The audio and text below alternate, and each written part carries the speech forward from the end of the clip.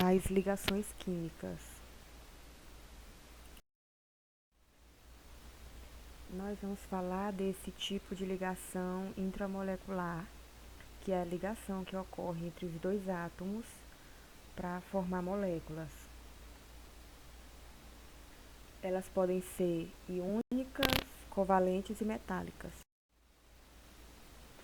Sobre a teoria das ligações químicas, tem a teoria de Lewis, a teoria da ligação de valência e a teoria dos orbitais moleculares. Nós vamos falar logo mais sobre a teoria de Lewis e a teoria da ligação de valência, que é sobre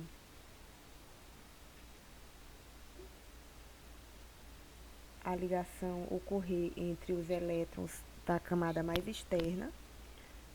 As camadas mais externas, as camadas de valência mais externas é que vão participar desse processo de ligação química. E a teoria dos orbitais moleculares, que são algumas exceções que ocorrem dentro aqui dessas outras teorias.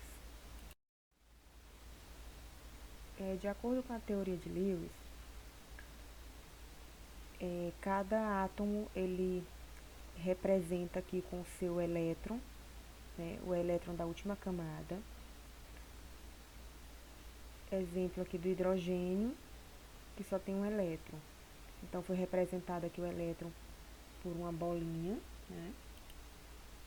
Ele utilizou aqui, cada bolinha dessa representa a quantidade de elétrons, e a gente sabe que o hidrogênio só tem uma. O carbono, 4 elétrons na sua última camada. Aqui a fórmula da água, formada por dois átomos de hidrogênio e uma de oxigênio. Uma de cada hidrogênio, e o oxigênio com 6, onde eles vão estabelecer um tipo de ligação para que cada átomo no final fique estabilizado, e forme. Nós vamos falar mais na frente sobre os tipos de ligação e a quantidade de elétrons que são feitas para dar estabilidade na molécula, dar estabilidade do átomo e formar as moléculas. Então ele também deu exemplo aqui do etileno, também que é carbono com hidrogênio, e o acetileno, sendo que pode ser representado aqui as bolinhas com cada elétron e o tracinho representando a ligação.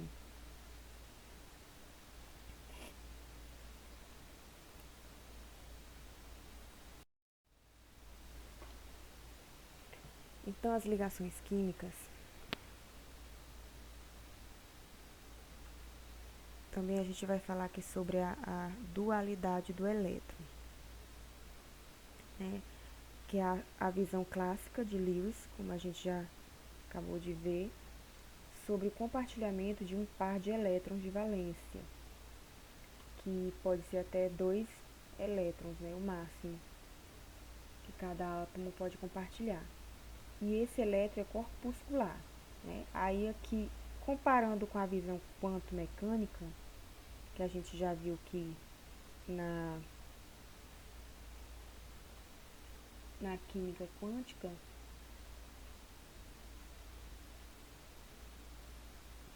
os elétrons vão se comportar mais na forma de nuvens, e daí surge o elétron ondulatório, onde ele não tem a forma tão definida, quanto aqui na visão clássica de Lewis, na geometria, que vai influenciar na geometria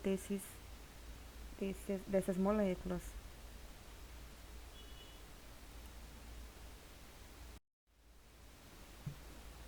E aí, antes da gente falar de cada um, é necessário a gente falar sobre algumas regras, Por que acontecem essas ligações, que é para estabilidade, para o átomo adquirir estabilidade, E por que que é octeto? Né? Porque aqui na tabela periódica, esses elementos, para apresentar estabilidade, eles vão ter que apresentar 8 elétrons na última camada. Né? Sempre que a gente fala lá na tabela periódica, a gente fala que os gases nobres, eles são bem estáveis, né? E eles já estão lá com 8 elétrons na sua camada. Então, por isso, os outros átomos tendem a imitar os gases nobres, né, durante as suas ligações, adquirindo essa quantidade de elétrons na sua camada mais externa. E aí daí veio a regra do octeto, né? Na configuração geral, aqui nas camadas de valência, sp.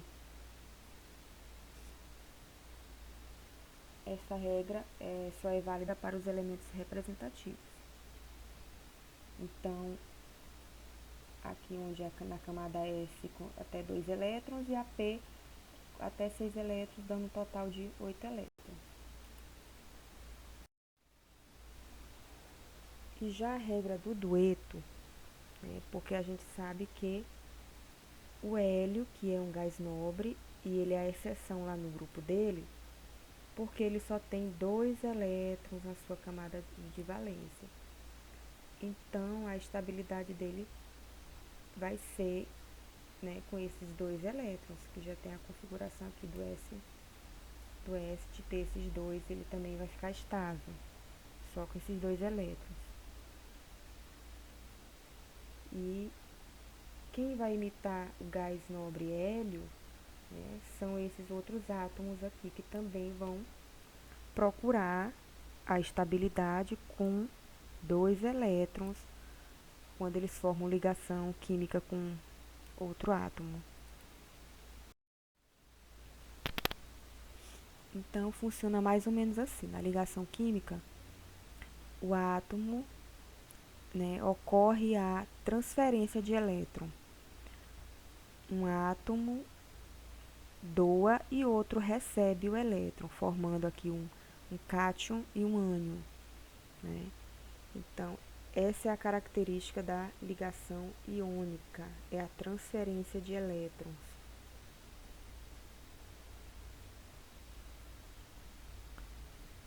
E aqui na ligação covalente, acontece o compartilhamento de elétrons. Né? O exemplo aqui que a gente tem é do flúor, com outro átomo de flúor, onde eles têm já 7 elétrons na sua camada. Né? E como eles buscam, lembrando lá que eles buscam o número 8, eles conseguem apenas compartilhar, né, um elétron de cada, sendo assim, é como se cada um ficasse com 8 elétrons, né, já que um fica compartilhado com o outro. Essa é a característica da ligação covalente.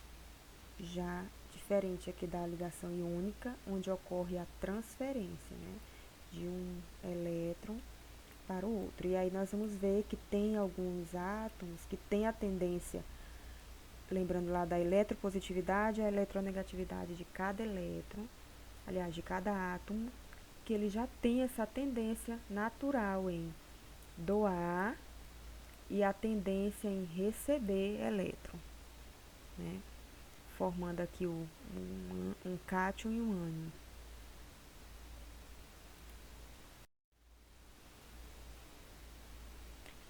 Aqui tem mais um modelo para a gente poder visualizar aqui de forma ilustrativa como acontece na ligação covalente.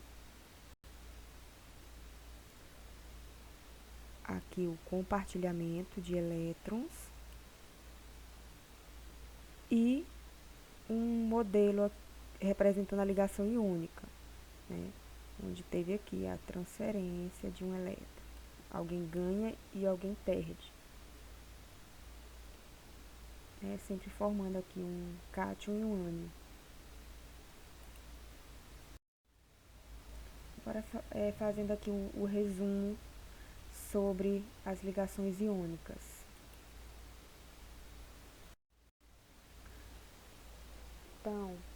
Por definição, elétrons são transferidos de um átomo para outro, né, dando origem a íons de cargas contrárias, né, sempre um positivo e um negativo. Alguém doa e alguém recebe.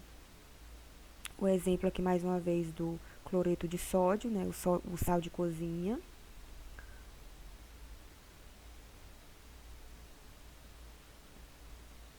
Onde a gente já tem aqui o sódio, que tem um elétron, e o cloro, que vai poder, aqui nas suas camadas de valência, ele vai ter 7, né? 7 elétrons. Então, para alcançar a estabilidade, o sódio vai doar um elétron aqui para o cloro.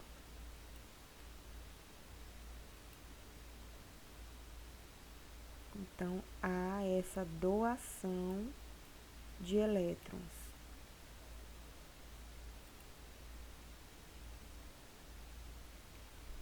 Formação de cátion, formação aqui de um ânion, né? Como tem daí o nome, a origem dos íons, ligação iônica. Então, resumindo, a energia requerida para a formação de ligações iônicas é fornecida pela atração coulombica, né, que é a unidade de medida aqui que vai medir a carga elétrica dos elétrons entre os íons de carga oposta num retículo cristalino. Esses íons formam-se pela transferência de elétrons dos átomos de um elemento para os átomos de outros elementos. Só aqui o resumo.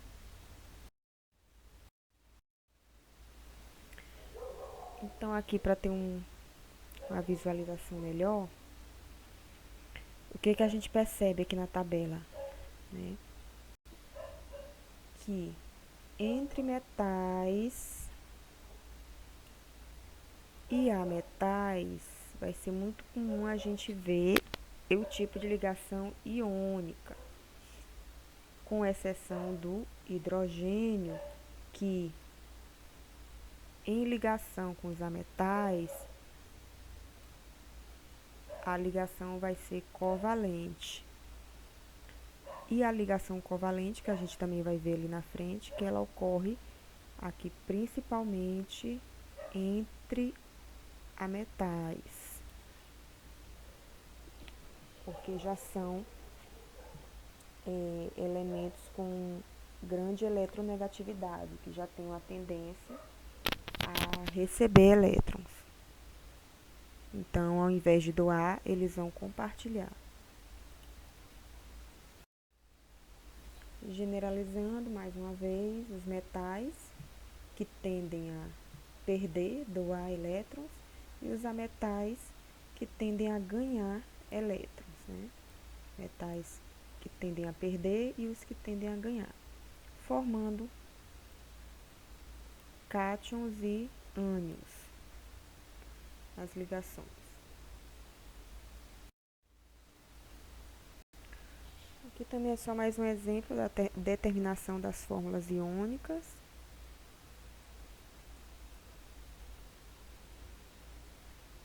Doação de elétron, né, formando aqui esse composto através de ligação iônica, né, a partir aqui da ligação iônica. Nós vamos ter aqui 2 átomos de alumínio com 3 de oxigênio.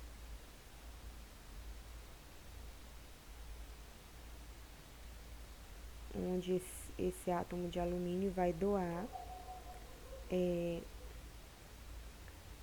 elétrons para o oxigênio.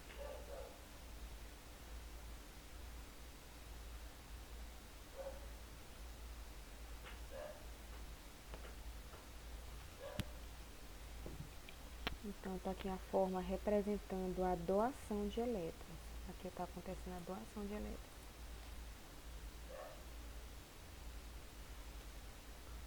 Já na representação de Lewis, ou fórmula eletrônica. Aqui na representação íon e aqui na representação eletrônica.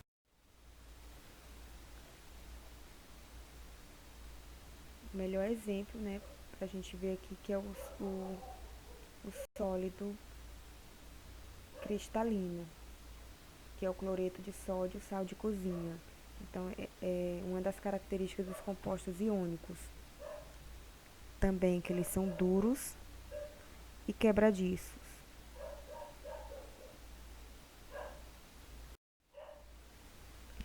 São bons condutores de corrente elétrica quando fundidos ou em solução. Possuem um alto ponto de fusão e alto ponto de ebulição. Então, tá aqui o exemplo que a água destilada não conduz a corrente elétrica,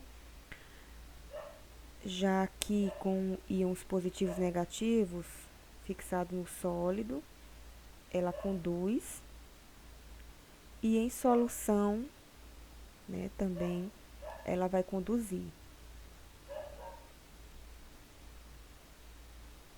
Só para dar o exemplo de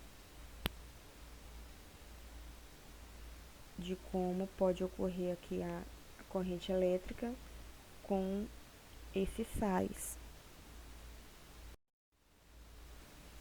Mais um exemplo aqui de como é que acontece com cloreto de sódio, sal de cozinha. Nós temos aqui os átomos, os cátions e ânions, em solução. E agora nós vamos para as ligações covalentes, que são aquelas onde há o compartilhamento de elétrons, né? De um par de elétrons entre átomos que possuem pequena ou nenhuma diferença. Por isso que são comuns lá nos ametais, que todos já têm 5 a 7 elétrons na sua última camada valente. Não há formação de íons.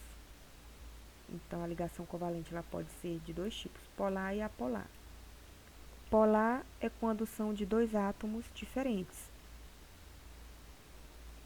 E apolar quando os átomos são idênticos, né?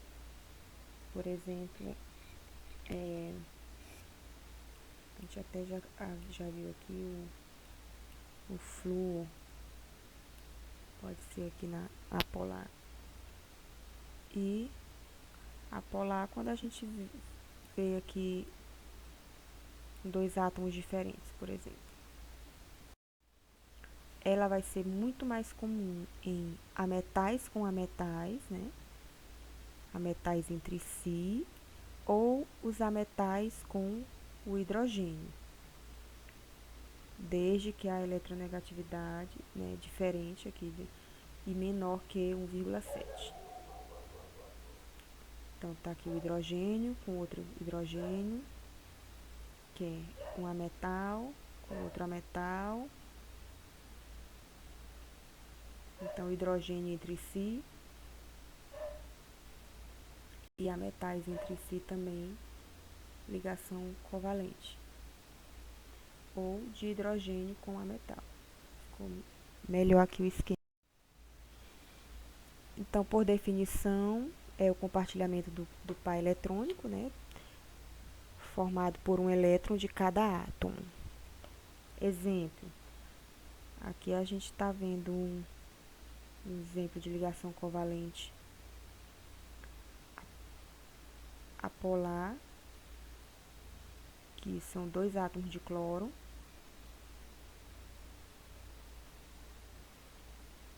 E aí, por ter 7 elétrons, eles vão apenas compartilhar um de cada, um elétron de cada.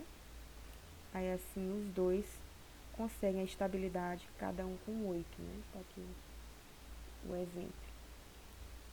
Cada um ficando com 8 elétrons na sua última camada, sem ter que doar ou receber.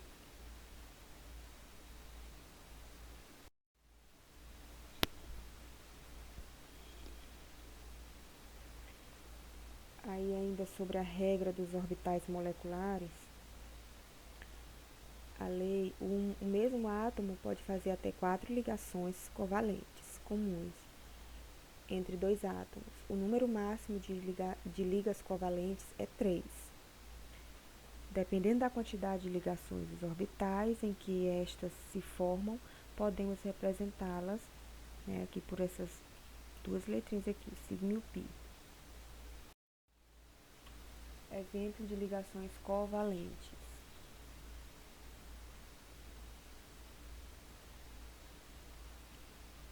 Então, nós vamos ter aqui hidrogênio com cloro, né?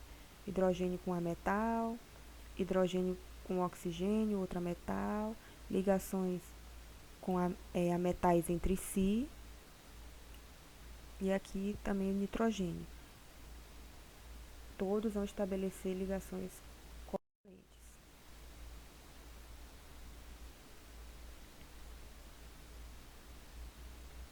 Então, aqui mais um exemplo que é a formação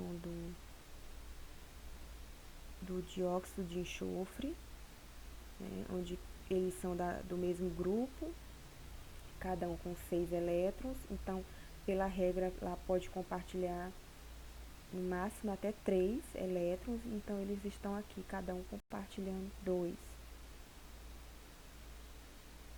E aí ficaria assim o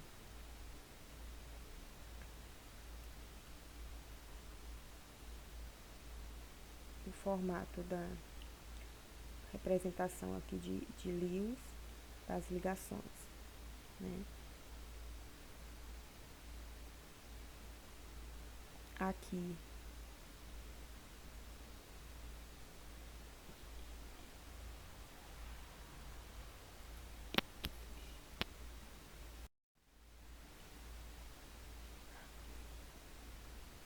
moléculas do tipo hidrogênio, outro elemento e o oxigênio. O exemplo aqui do ácido sulfúrico.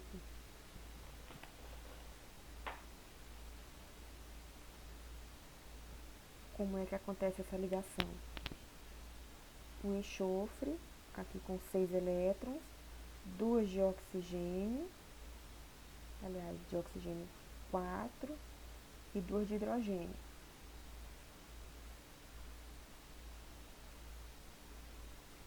Então, o enxofre estabelece aqui uma ligação com cada oxigênio e o oxigênio com hidrogênio.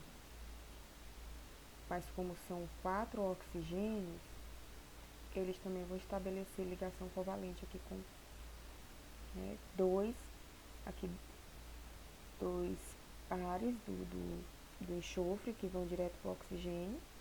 Aqui também os 2 para o oxigênio, e aqui eles estabelecem a ligação covalente, porque o enxofre já não pode mais receber, né? Porque ele já alcançou aqui 8, como ele tem 6, aqui com 2 oxigênios ele já atinge o número 8.